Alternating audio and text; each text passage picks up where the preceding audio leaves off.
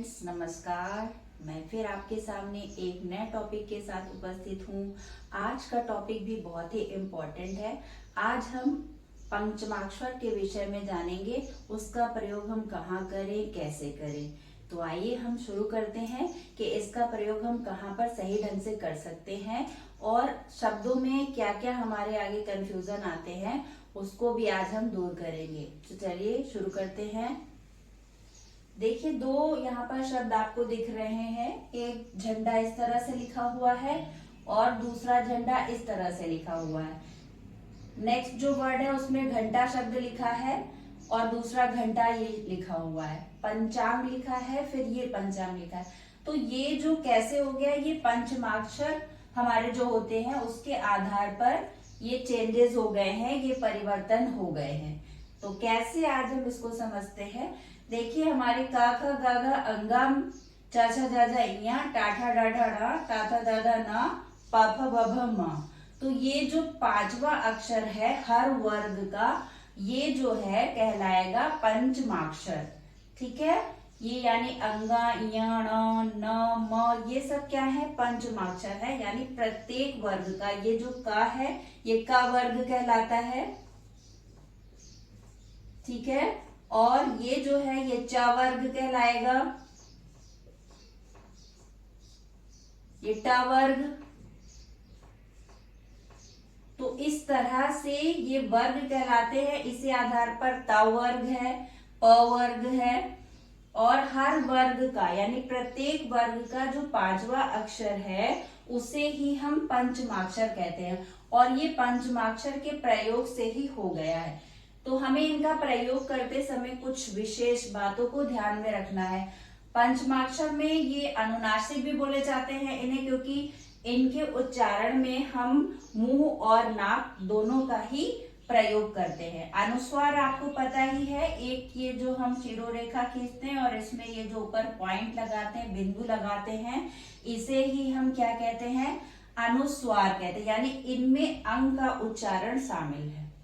अब देखिए, ये झंडा शब्द है तो यहाँ पर आपको ध्यान देना है, ये जो पॉइंट लगा है, ये जो बिंदु लगा हुआ है झंडा में, इसके आगे यानी इसके आगे जो पहला वर्ड है ड़ा, उसी वर्ग का यानी ड़ा जिस वर्ग में आया है उसी का पांचवा वर्ग वहां पर हो जाता है, जो परिवर्तन होता है। तो आप देखिए यहाँ पे क ख ग घ अड़ा ये आया है, क ख ग घ अंगा आया है, तो अंगा ये पांचवा वर्ण है और ये जो पॉइंट है ये इसमें परिवर्तित हो गया है, यहाँ पे ड़ लग गया है।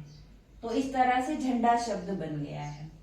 यानी नियम ये है कि जो बिंदु लगा हुआ है जिस वर्ण में, उसके बाद जो वर्ण आया है, यानी कि घ के बाद देखिए ट आया है, तो ट वर्ग का ही पांचवा वर्ण यहाँ पर हो गया है। इसी तरह देखिए घंटा में भी यहाँ पर ड़ा हो गया है और झंडे में भी यहाँ पे ड़ा हो गया है। ड़ा देखिए पांचवा, ट वर्ग का पांचवा ये पंचमाक्षर है, टा ठा डा ढा डा, तो यहाँ पर ड़ा हो गया है। इसी तरह पंचांग में आप देखिए, पंचांग में देखिए पापे ये अनुस्वार लगा है, उसके बाद च आया है, तो च वर्ग का ही पांचवा यहाँ पर हो गया है। यहाँ पर आप इसे देखिए, च वर्ग है, च वर्ग है, इसका पांचवा इया है, तो ये देखिए चा से पहले यहाँ पे क्या हो गया है, ये इया हो गया है।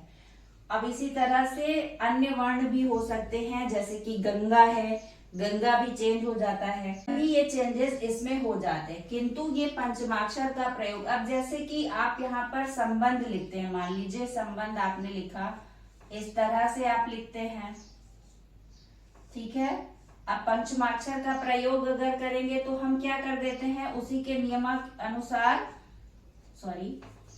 नियमानुसार हम क्या कर देंगे, संबंध आधा माँ आ गया है और बा के आगे आधा न आ गया है, तो इसी पंचमाक्षर का ही यहाँ पर प्रयोग हुआ है। तो ये शब्द आपका बन गया। यानी कि यहाँ पे देखिए ये आपका अनुस्वार लगा है, अनुस्वार के बाद ब आया है, तो ब आपका किस वर्ग में आ रहा है, उसी का पांचवा हो गया है। इसकी जगह पर आप देखिए जहां पर भी आ रहा है, यानी पा वर्ग में बा आ रहा है, तो यहाँ पर हमने पंचमाक्षर का प्रयोग कर दिया है, माँ हो गया है संबंध में। इसी तरह धा देखिए ब से बाद में, बा के बाद में न यहाँ पर हो गया है, तो उसमें भी इसी चीज का, क्योंकि यहाँ पर जो विसर्ग लगा, यहाँ पर जो अनुस्वार लगा है वो आपका उसके बाद धा आया है, तो ब जो है वो आपका